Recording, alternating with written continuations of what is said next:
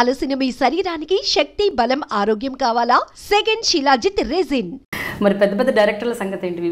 వినాయక్ గారితో తప్ప ఆ తర్వాత మళ్ళీ మీరు ఎవరితోనూ పెద్ద డైరెక్టర్స్తో? పూరి జగన్నాథ్తో అనుకున్నాము, ట్రావెల్ చేసాం కానీ మెటీరియలైజ్ కాలేదు. సీను వైట్లాకి యాక్చువల్ తన ఆనందం సినిమా అప్పుడే నేను అడ్వాన్స్ ఇచ్చాను, అది మెటీరియలైజ్ అవ్వలేదు. ఈ జగడము సినిమా ఇందాక చెప్పినప్పుడు మ్యాచ్ కానప్పుడు రాజమౌళి గారి దగ్గరికి వెళ్ళి అడిగితే రాజమౌళి గారు ఒక మంచి మాట అన్నారు,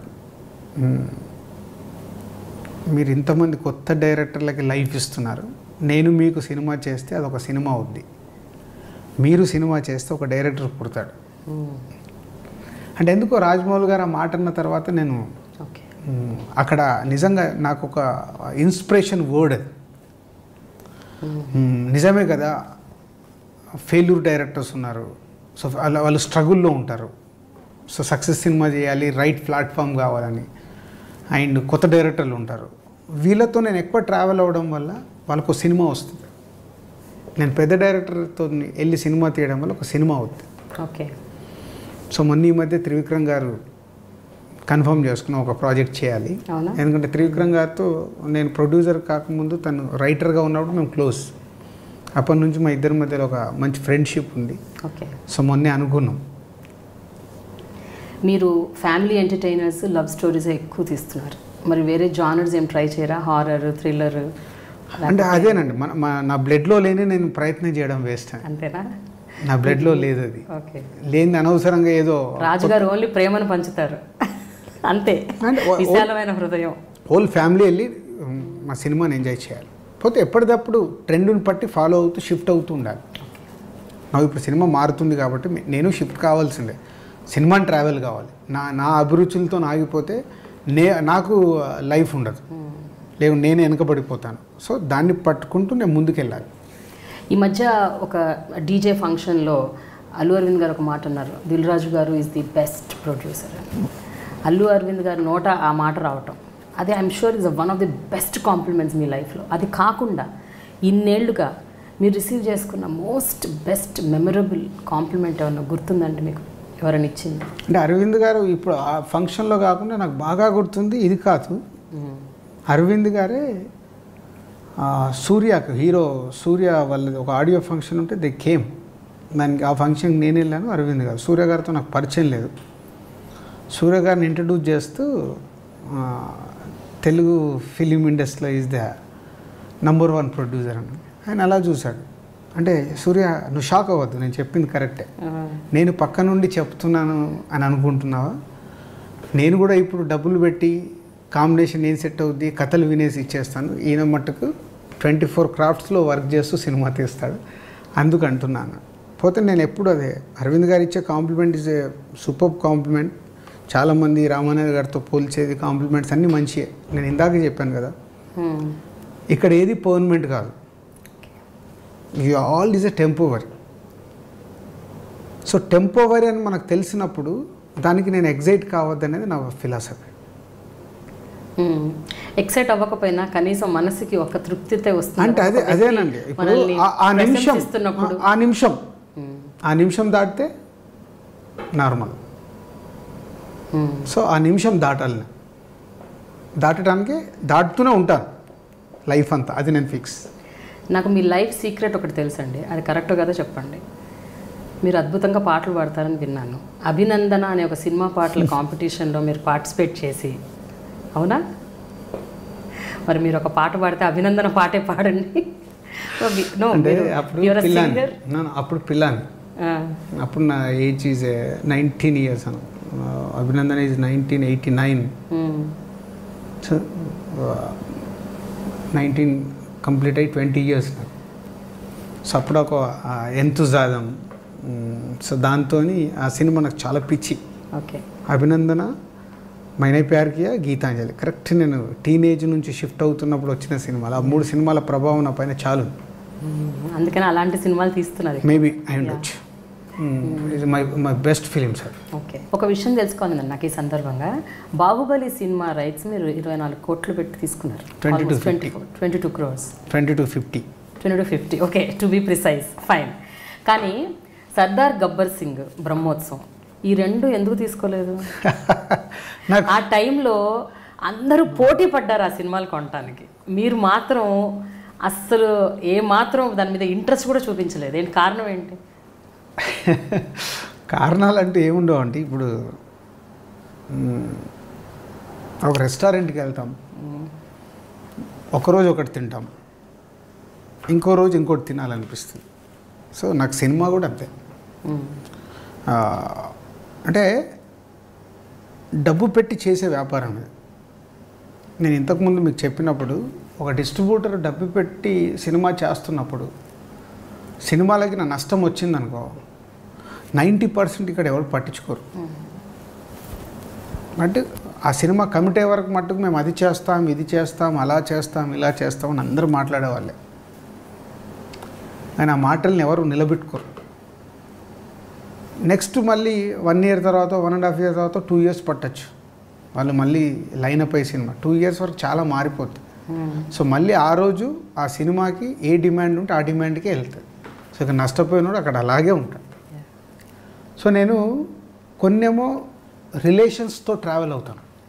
సో రిలేషన్స్ కోసము ఇక డబ్బు పోతుందని తెలిసి కూడా చెప్తాను, నాకు ఇది అనిపిస్తుంది, ఈ సినిమాలో నాకు డబ్బు పోవచ్చు, కానీ I'm doing for only because of relation. చెప్తారు అట్లా.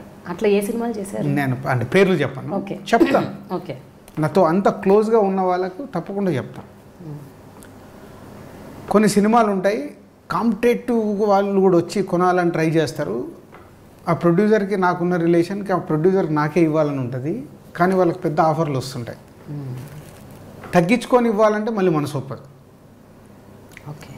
సో అలాంటి స్ట్రగుల్ సిచ్యువేషన్స్ కూడా ఉంటాయి.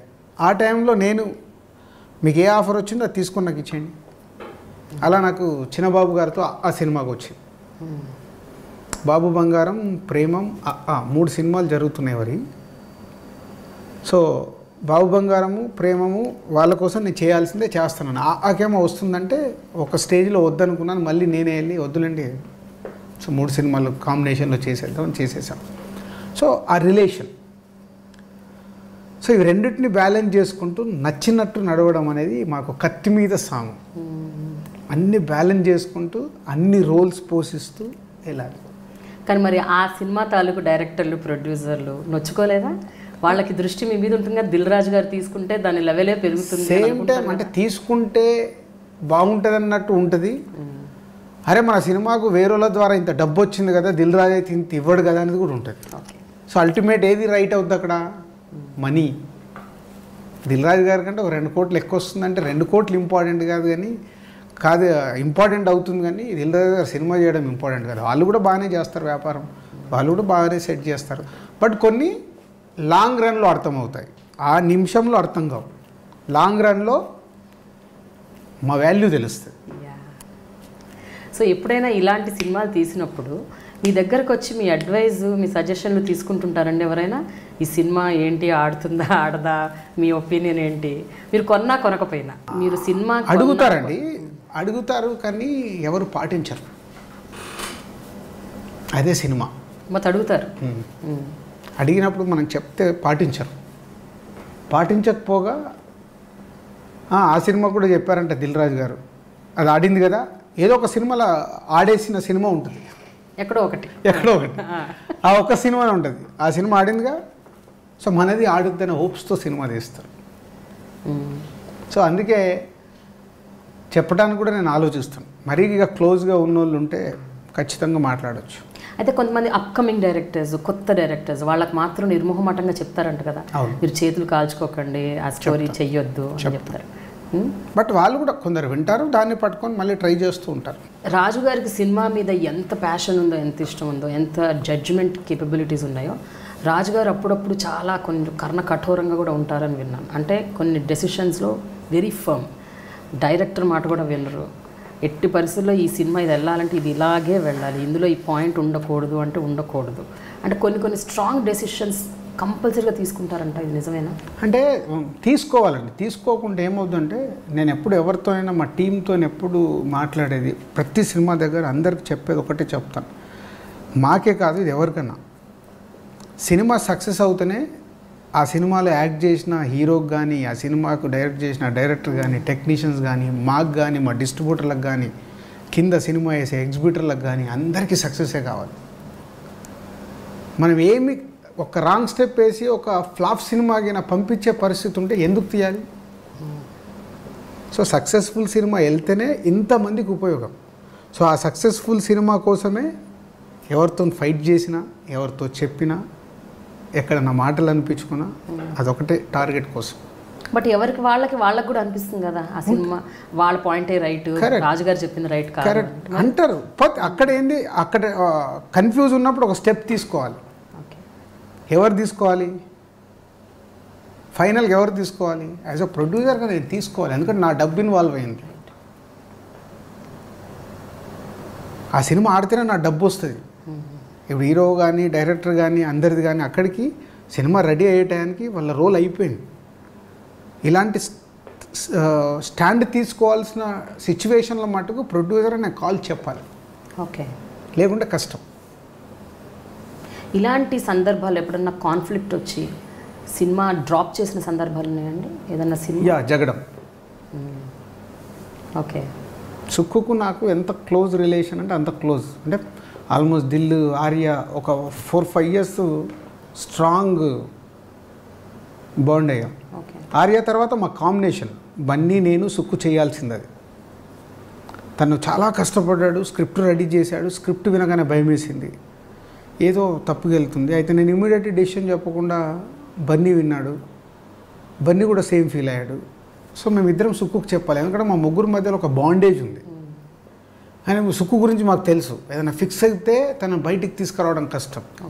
అంటే ఈజ్ ఎక్స్ట్రాడినరీ రైటర్. తను కొత్తగా చెయ్యాలి, అందుకే ఆర్య వచ్చింది. ఆర్య వచ్చిందంటే తను అంత కొత్తగా ఆలోచించాడు కాబట్టి ఆ రోజు ఆర్య వచ్చింది. దీని విషయంలో మేము చెప్తున్నా కానీ తను ఎక్కడో ఫిక్స్ అయ్యాడు. ఒక స్టేజ్లో ఇక నాకు సుక్కుకి ఏంటంటే చిన్న ఫైట్ మూడ్ వచ్చేసింది. మీరు చేస్తారా, మీరు చేయకుండా ఇంకో ప్రొడ్యూసర్ ఉన్నాడు అని అంత కాన్వర్సేషన్కి వెళ్ళిపోయాం. అదిగా సుక్కు అని అంటే సార్ రాత్రికి రాత్రి తను షిఫ్ట్ అయ్యి ఆ సినిమా ఫైనల్ చేశాడు. మళ్ళీ మా రిలేషన్స్ పాడవద్దని ఆ ఓపెనింగ్కు బన్నీ నేనే వెళ్ళాం. జగడం ఓపెనింగ్కి. ఆ సినిమా మీరు అన్నట్టే పోయింది. సో మీ డెసిషన్, మీ జడ్జ్మెంట్ అంటే మళ్ళీ వాళ్ళకి సెన్సార్ ప్రాబ్లం వస్తే కూడా నేనే వెళ్ళి నేను మాట్లాడి సుక్కుని కన్విన్స్ చేసి ప్రొడ్యూసర్కి ఆయనకు కూడా ఏదో గ్యాప్ వస్తే, అంటే నేను అదే చెప్పేది,